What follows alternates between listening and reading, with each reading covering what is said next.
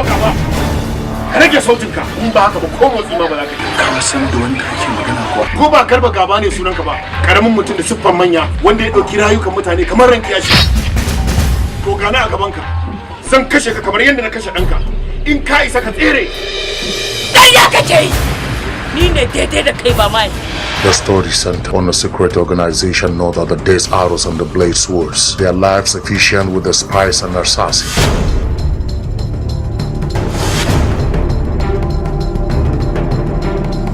Ke Rahina, ki bude ido, ki kalli yadda zan yi da su. Yaron da ke cikin ki ma sai ya san yau zan dauki fansar mahaifinsa. Galaba. Zan yi mutuwa irin wacce mazaje suke. Haka baba na sha gaya min tarihi na ba zai taɓa bushewa. Mutanen kure da baka sun manta ne. Lokacin da suka kashe ɗan kwana jibo. Sai da na kashe ta na kashe rana. Na mai da hannatu kawai. Dama an ce mu ku dabbobi ne. Na yi ƙoƙarin tserar da ku daga azabata. Ashe kwanan ku ya ƙare. Galaba. Idan mutum ɗaya suka kashe, a kashe mutum ɗaya. Idan biyu suka kashe, a kashe. Idan uku suka kashe, Idan ka ƙara shiga cikin lamarina, sai na salwantar da rayuwarka. babu wata ka'ida da ba zan karya ta ba. Sai da na ce mu gangami mutum. Amma Balala ya ce baya buƙatar mu. To yanzu menene abin yi? Kawai a bamu dama mu far musu. Intishar Multimedia present you another superpower story, Galaba.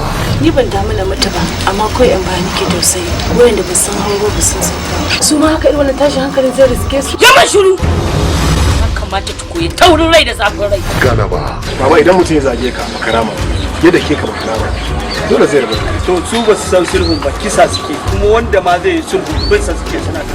The secret organization continues to abducting their lives from the troubled background, and a promise to bring down the consequences and stop the battle war from the destroying their lives. Da ke ce mahaifiyarmu, ki dakatar da bari daga wannan rashin imanin da yake yi, saboda ina jiya masa ƙarshen shi.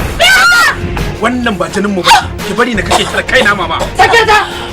Ba jinin mu bane jinin ubanka ne? Sake ta na ce! Sake ta dan ubanka!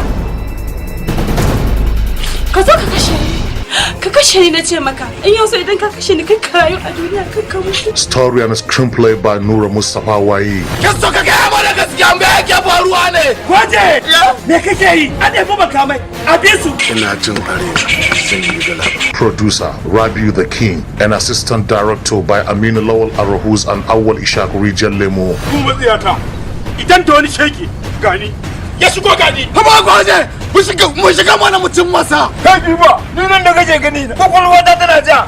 Ina ganin abin da ku ba ku gani. Galaba, directed by superb director Nura Mustafa Wayi. Na yi alƙawarin sai na kashe ka da kai da iyalanka kuma sai na yi galaba a kanka. Ba zai yi. Da wannan gatarin na lashe alwashin sai na kashe wanda suka kashe yayana. Galaba,